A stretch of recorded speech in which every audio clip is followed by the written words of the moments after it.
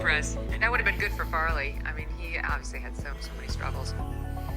Do you owe back taxes? Are your tax returns still unfiled? Did you forget to file for an extension? Tax Network US. They will guide you through a...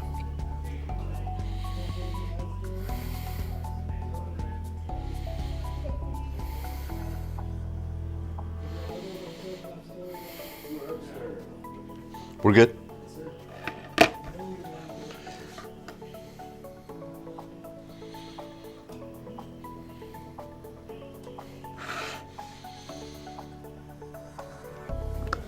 Hey, good evening. How are you doing? Thanks for streaming with us. Again, we really appreciate it. All right, it's kind of interesting. The lows, like this morning, were down to 62, but the high was 96. And that's what happens when you have a dry air mass. It warms very efficiently, but then again, cools very efficiently. And I think that's what we're going to see right through the weekend. Low temperatures in the mid 60s, going to be very pleasant.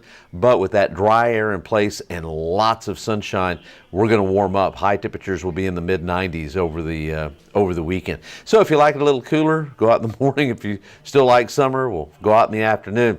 The last several days, back in 2005, we had some really hot temperatures. I mean, if you think it's hot now, we're only hitting the mid 90s, which for this time of the year is way above average. I mean, our average high should be 87, 88.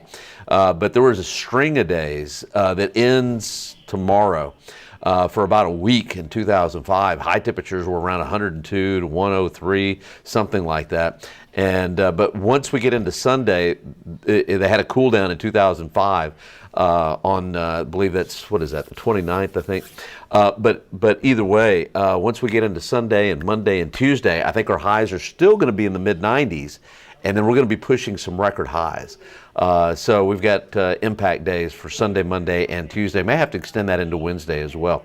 So next several days, dry, lows in the 60s, highs in the mid 90s. Early next week, hot afternoons, but I think humidity will be on the increase for the end of next week, and that may even lead to a chance for showers. I'm going to go ahead and put some in the 14-day forecast. All right, the high today, 96, low 62. That's a big difference in temperatures. What is that, 34 degrees? The average high for this time of the year, 88, average low 67. Record high, 102 in 2005. But the record low, we're getting to that time of the year where we're going to be looking for some big air masses out of Canada, some cold air masses. Back in 1942, we got down to 41. Believe it or not, I don't see anything like that headed our way. I do think somewhere around the 8th, I mean, it's a long way out, somewhere around the 8th, give or take a couple of days, we could see a pretty decent cold front, but again, that's a long way out. But I've got that in the 14-day as well. All right, so lows this morning, we were down to 62, Bernie 54, Hondo 56 degrees, Seguin got down to 58, and Fredericksburg down to around 52. So quite chilly in some places this morning. Okay, as we head through the rest of this evening and the overnight, clear skies, and we're on our way to the 60s once again tomorrow morning. Let's take a look at the surface map. Up in North Texas, they've got this is the first day of the State Fair of Texas. I don't know if you've been there in a while. Highs up there in the Dallas-Fort Worth area were only in the mid-80s today while we were in the mid-90s. And by the way, you see all that rain in Mississippi and Alabama and Tennessee and Kentucky. That's what's left from Helene. It's just a weak area of low pressure. It's not even tropical anymore. It's already post-tropical. So kind of the remnants there. And temperatures up around Dallas-Fort Worth is in the upper 70s. So where do we go from here? Well, the remnants there are spinning around in Kentucky and Tennessee and probably not in a hurry to go anywhere. Also, it's kind of a stack system. Not only is there a surface low, but also a low above. And that's one of the reasons why it turned extra tropical or not tropical so quickly. It got absorbed into this big area of low pressure and became extra tropical very quickly. All right, out to the west, we've got a high around the Four Corners, and we're kind of in between with not only a northerly flow at the surface, but really through many levels of the atmosphere. And when you have a northerly flow all through the atmosphere, that's a real sinking motion, and that's one of the reasons why we haven't had much of any cloud cover. And I think that's going to continue as we head into Saturday, also into Sunday, And then Monday, it's going to be kind of interesting as we head into, well, you know, the GFS changed just a little bit, but that's okay.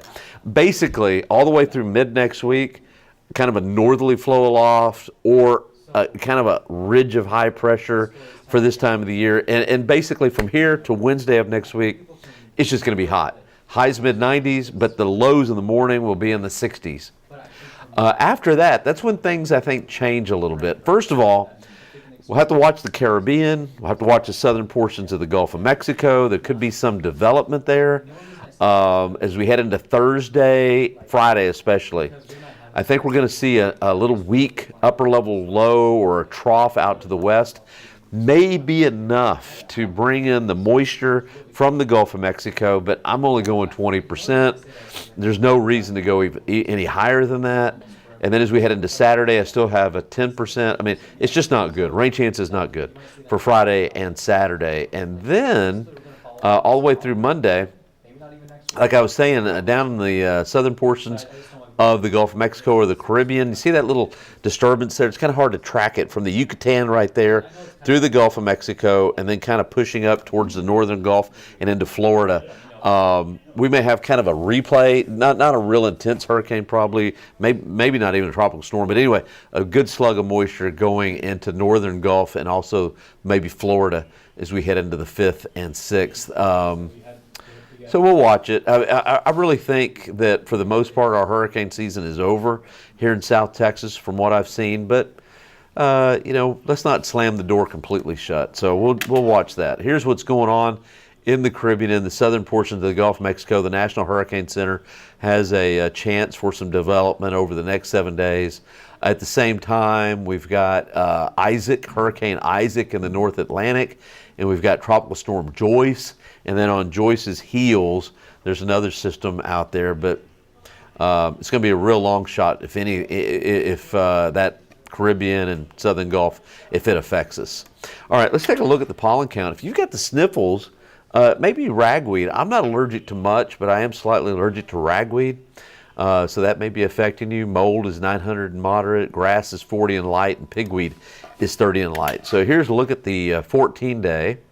The way I see it, 96 for tomorrow after a morning low of 66. And I basically went the same lows and same highs for Sunday and Monday. But the reason that I put KENS 5 weather impact alert days for Sunday, Monday, and Tuesday is because we're going to be real close to the records for the date, Sunday, Monday, and Tuesday at 96, 96, and 97. I think Wednesday as well will probably be in the mid-90s. I may have to add that as a KENS 5 weather impact alert day. We'll make that decision tomorrow. And then I'm going to throw in a 20% chance for Friday and Saturday. Notice that as we get closer to the 7th, maybe lower 90s, the 6th, lower 90s instead of mid-90s. And then I'm expecting somewhere the 7th, the 8th, the 9th, a pretty decent cold front to come in, lows in the 60s, highs in the 80s. So I guess that's something to look forward to. But otherwise, over the weekend, stay hydrated, still hot, especially for this time of the year, really hot. So mid-90s for highs, that's the way I see it. All right, well, thanks for streaming with us. Make sure to watch over the weekend, and I will be back Monday morning. All right, we'll see you later. Thanks.